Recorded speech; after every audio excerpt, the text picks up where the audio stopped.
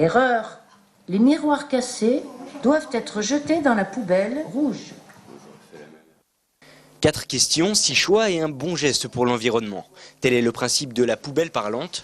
À l'origine développée pour les enfants, l'invention permet également de piéger les parents qui n'ont pas encore réponse à tout.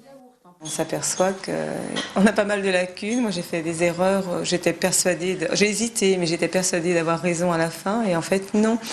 Donc, je pense que pour les adultes, ça peut être aussi une source d'apprentissage. On peut apprendre bien des choses avec cette poubelle en s'amusant aussi, comme les enfants. Ça marcherait super bien. Les enfants sont très sensibles et adorent ça. Le jeu, c'est une façon un peu tactile et puis auditive c'est très agréable. Oui. Pour l'instant, près de 50 déchets sont d'ores et déjà enregistrés. Mais à terme, l'appareil pourrait en mémoriser plus de 300. La première présentation de cette poubelle-là a eu lieu au Salon des maires à Paris.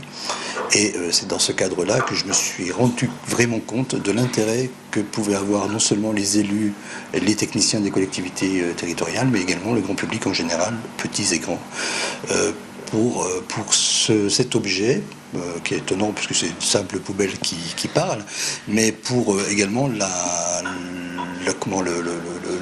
l'apport pédagogique que ça peut avoir pour trier ces déchets, parce qu'il y a énormément de questions qui se posent sur le tri sélectif de la part du grand public. Et déjà près d'une vingtaine de collectivités se sont montrées intéressées par l'acquisition d'une de ces poubelles parlantes, dont la plupart en région Rhône-Alpes. 2 sur 4, c'est déjà ça, mais tu peux faire mieux.